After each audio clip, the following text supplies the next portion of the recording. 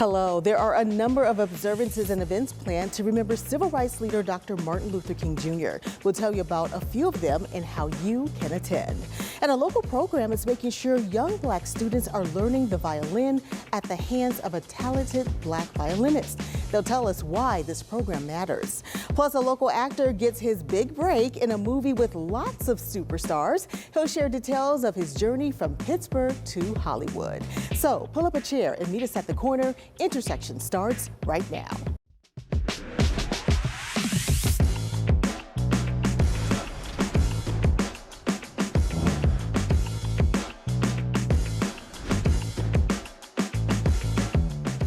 Hello, I'm Lisa Smith, the Director of Community Impact at KDKA+, and the host of Intersections.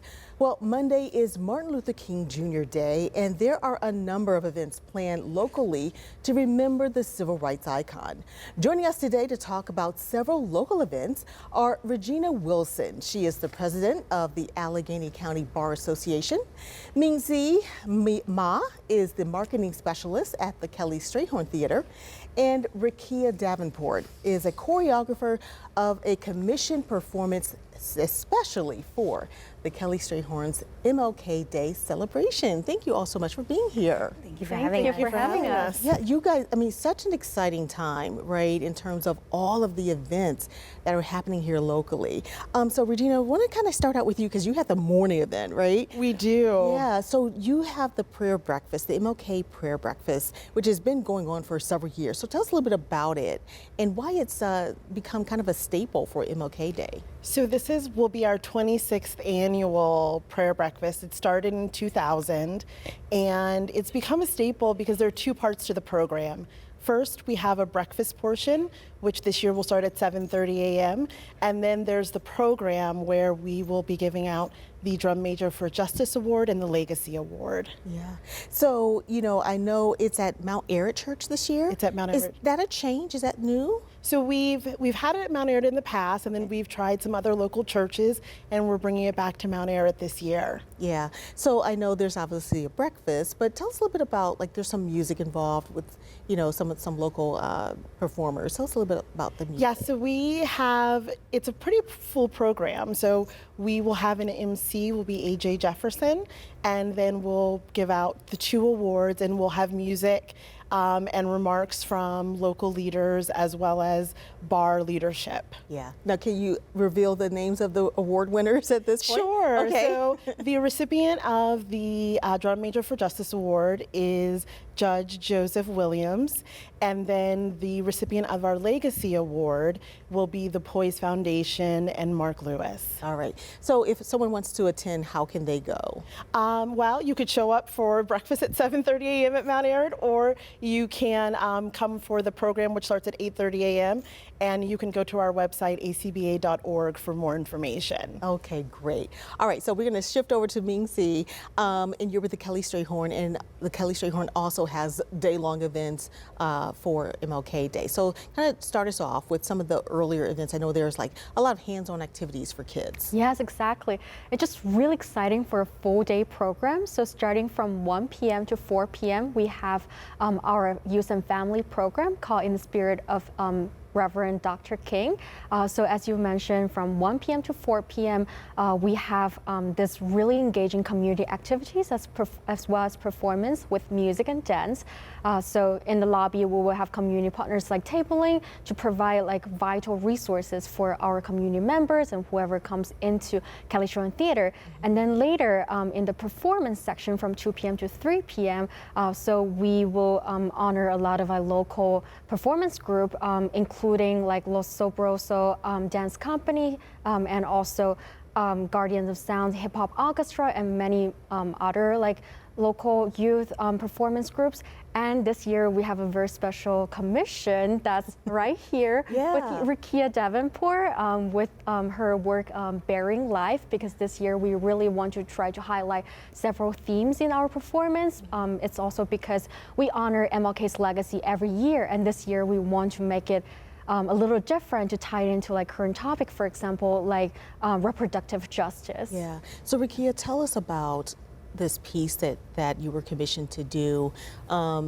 I know it has a personal meaning for you. So kind of explain what it is and what you want it to tell. Okay, well, Bearing Life is, again, it's very personal. Back in 2022, I was pregnant with my son, Kai Patrick, and he passed away at 6 months in the womb from preeclampsia. It was a complication that occurred during pregnancy that I didn't know a lot about until after he was gone. And I decided, after speaking with Sarah Gilmer and my story, we talked about how reproductive health hasn't been a huge topic in our communities in a very long time. We wanted to bring that back to our community and tie that in with Martin Luther King Jr. because he was a really big advocate for reproductive health in people of color. And I think that's a legacy that hasn't been at the forefront of his legacy in the past and in the present, that we're talking and bringing him back for his birthday and MLK Day. It's for me to bring awareness, and it's for me to bring awareness and create the conversation at home and ask questions and dive into your own research and get the and advocate for yourself while being a soon-to-be mother or being in the hands of doctors and nurses and knowing it's okay to ask questions. It's okay to be that patient that advocates and asks for yourself when you're by yourself. Yeah. And so, yeah. Yeah, well, we appreciate, you, because I think it takes a lot to kind of pour out like that, and so I'm sure it's going to be a very moving piece. I hope so. Yeah, so that's great. So, Mingsi, I know there is also a concert later in the evening. So tell us about Let Freedom Sing. Yes, so later it's going to be like a full day of event, as what I just mentioned. At 7:30 p.m. at Kelly Schroen Theater, we'll have our producing partner Let Freedom Sing to host their 18th annual celebration concert to honor social justice. So this year they're still like relatively new with Kelly Schroen Theater. This is just their second year to be with Kelly Schroen Theater, and we're very excited to see them make their magic happen at our space. Yeah, I mean, what's so great about this is we get to hear and see so much. Like, there's no reason to not take part, really, Exactly. in what's happening. I'm just very quickly going to ask each of you, what does Martin Luther King Jr.'s legacy mean to you, Regina? Justice and perseverance. Yeah, Mingsi? Resilience and speaking of. Yeah. It means respect, it means freedom, and it means diversity. All right. Well, thank you all for being here. We put all of the information on the screen during the while we were talking, and then here it is again, at least the Kelly Strayhorn portion. And then I know this is the Pay What You Feel, correct? Pay what moves you. Pay what moves you. Feel moves you. Same. I got you. Yeah. but yeah, so people can feel comfortable coming and partaking in these activities. And the same thing with the breakfast. The breakfast is pretty much free, right? It's free. It's free and open to the community, and that's what makes it such a wonderful event. Yeah. Well, thank you all so much for all you're doing on MLK Day, and I'm sure it will all be well attended. Thank you for having me. Thank you so much. Thanks so much for coming. And coming up, a program creating opportunities for talented Black artists and giving kids someone to look up to. Intersections. We'll be right back.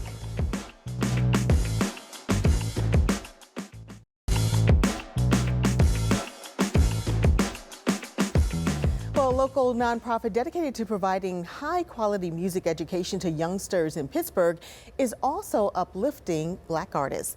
Unisound has partnered with Three Rivers Young People's Orchestras, Hope Academy, and Act 3 to create a Black Teaching Artist in Residence Fellow. And the inaugural fellow is joining us today. He's Omari Abdul-Alim. Thanks so much for being with us. Hi. Yeah. So before we start talking, I want people to kind of hear a little bit of your violin playing. So we have a little clip of you performing Handel's Largo. Let's listen.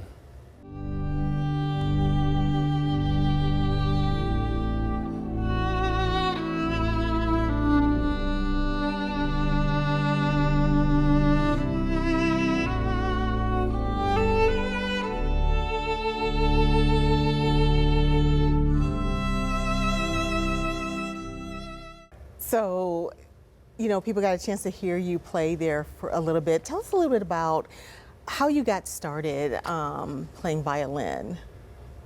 It was such a long time ago. I was 5, so it's could be more of a myth than anything. But I apparently was watching a Sesame Street episode, and my kindergarten teacher's daughter also played violin, which I had started when I was 5, pretty much at the top of kindergarten year. But I'm sure knowing of other older kids playing helped as well keep me on track. So. Yeah. So when you started, was it like an automatic love for it? Or, you know, sometimes kids, it's kind of hard, right? They don't really, I don't think I want to practice today, right? There was a bit of automatic synergy just with my personality type. I actually had the pleasure of having coffee with my first violin teacher. A couple of years ago, and I asked her if I've always been like into the violin, if you know where the motivation came from, and she said, "Yeah, you've always been very like perfectionist about things." Yeah. But particularly about violin playing, I felt my parents really wanted me to be into music, so I, just wanted to live up to expectations, and the music also blended well with that. Yeah. So when you're teaching, first of all, you're this inaugural artist in residence, and the reason why I guess this program was started was because they were having a hard time finding violinists of color. So what has been the reaction from the students when you guys when first you walk in the room and then, you're like, okay, let's start? There's always, that beginning of a relationship with a new student where they're trying to feel me out, they'll test the waters a bit. But generally, I am just trying to establish comfort and make the student feel seen from the very beginning. And I can see that is a treat from the beginning, to be having that experience with someone that looks like me. Yeah. So tell us a little bit about like your journey. You're from the West Coast, right? So tell us a little bit about how your journey and where you've been, and ending up here in Pittsburgh. When I first started playing violin, I was in Rochester, New York. My parents were finishing grad school there. I studied with Katie Worley in the Suzuki method at Hochstein School of Music. And when I was about 9, 10, we moved to Seattle, which was where I was born, actually. So there was kind of some, I don't want to say lapses, changes in who I was teaching, learning from. And by the time I got to high school, it was pretty settled. I stuck to pretty much the same teacher. And that was also when I determined I wanted to play music professionally. I got good grades in school, so there were other options, but music, to be able to be a musician professionally, just seemed like such a awesome gift.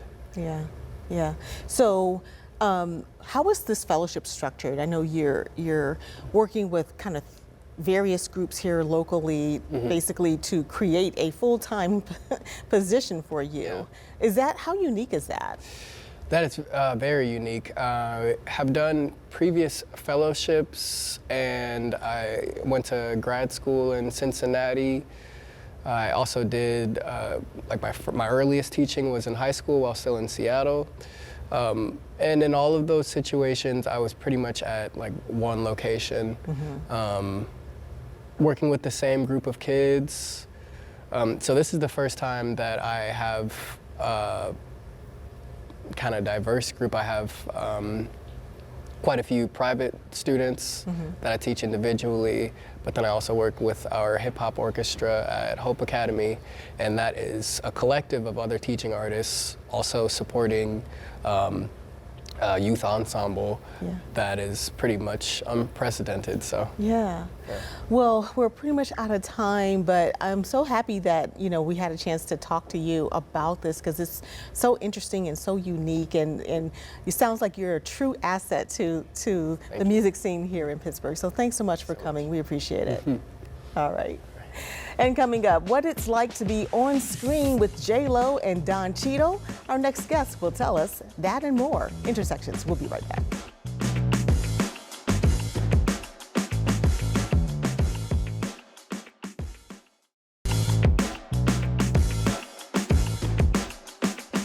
Getting a big break in the movies is the dream many budding actors, including here in Pittsburgh. Well, the dream came true for our next guest. Chimechi is in his first big movie right now. It's called Unstoppable, and he appears alongside some pretty big names like Jennifer Lopez and Don Cheadle. Chimechi joins us now. Thanks so much for being with us today. We appreciate Thank you it. for having me. I appreciate it. So Pittsburgh is home for you. Oh yeah. I'm just excited to be back. Yeah, so tell us a little bit about like how it feels to be back home and, you know, getting used to like the really cold weather again. Oh my. So it's surreal coming back home. Just I mean, I come back probably twice a year, but every time I come back, I just get the remembrance of like how it was growing up here and just everything it's like that I took along the journey. Yeah. You know, that just made me strong along the way. So Yeah. Okay, so you're in a movie. It's a major movie with major stars. It's called Unstoppable. Tell us a little bit about, you know, how you were able to get into this movie, what it's about, and what it was like. So it was completely coincidental. I mean, I had a dream of becoming an actor from young, like when I was a kid. And you know, Pittsburgh, it's like usually you're a football player, or you know, it's bye-bye. So I made the decision to move to Los Angeles, and I started doing some background extra work out there. Prior to this role, I'd never auditioned before, so this was my first ever audition, and I was doing like extra work for like a casting notice that I got about wrestling, and I was like, of course I'll do it. And one of the directors came up to me. They're like, we like your look. Do you know how to act? I'm like, of course. So they give me an audition on Zoom, and that was by Victoria Thomas. She was an Emmy-winning casting director. I didn't know that until I looked her up. Wow. And then they loved it, so they invited me into the office and pretty much told me there they loved me. So yeah, it was a great experience. Yeah. Now, you were in San Diego. You went to school in San Diego. Santa Monica. Oh, Yeah, sorry, Santa Monica. Yeah. Sorry. Very close. But you went to school to play football, but really in the back of your mind, you had this acting thingy, right? Yes, that's correct. That's Yeah. correct. So tell me a little bit about how you were able to make that transition. So my just like I mentioned before, growing up, football was always like my B dream, but in the back of my head, acting was always there. I just was never vocal about it. So what really got at me was faith. I'm a believer in God, so I just would constantly pray that it would somehow happen. I didn't know how it would happen, and you know, it's like a 1 in a billion chance to get a role like this, and it just kind of, you know, coincidentally happened. So it was a true blessing. Yeah.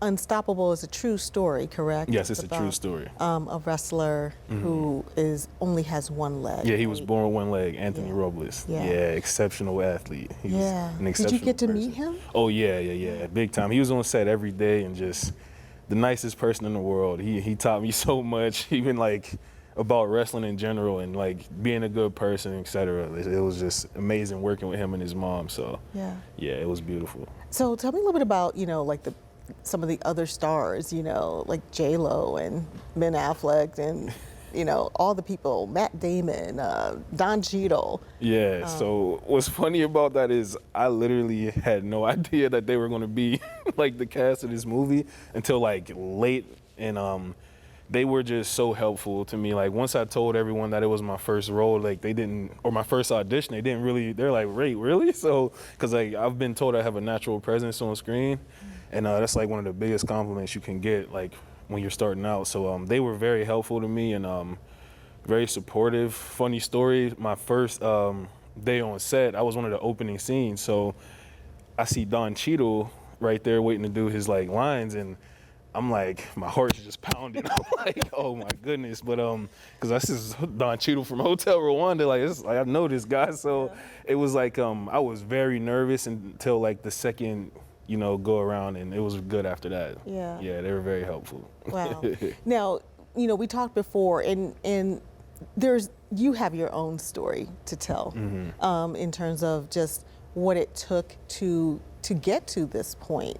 Tell us a little bit about that, because I know you said that you had to kind of couch surf a little bit. Yes. So when I moved to Los Angeles, I moved there with pretty much nothing, and long story short, I had the option of coming back home, and I easily could have done that, but something made me stay there, and I know it was my faith. So I just knew in the back of my head, like something big was going to happen, and no matter how long it took, and it took about 7 years, 8 years, and it finally happened. So yeah, my faith just guided me there, and I just stuck it through. So it gives me the chills every time I think about it. Well, really quickly, the movie is called Unstoppable, and people can see it now on Amazon. Yeah, right? it's all on Amazon Prime. So. Yeah, and I know you said you're going to maybe have like a little, premiere screening for some of your friends and family here. Yes. Enjoy your time in cold Pittsburgh. I'll try. And we'll look forward to your next role. Yep, keep they're us gonna posted. keep coming. We'll do. Thank you for having me. Absolutely. I appreciate it. Thanks so much for coming. All right. And I'll have my last word when we come back.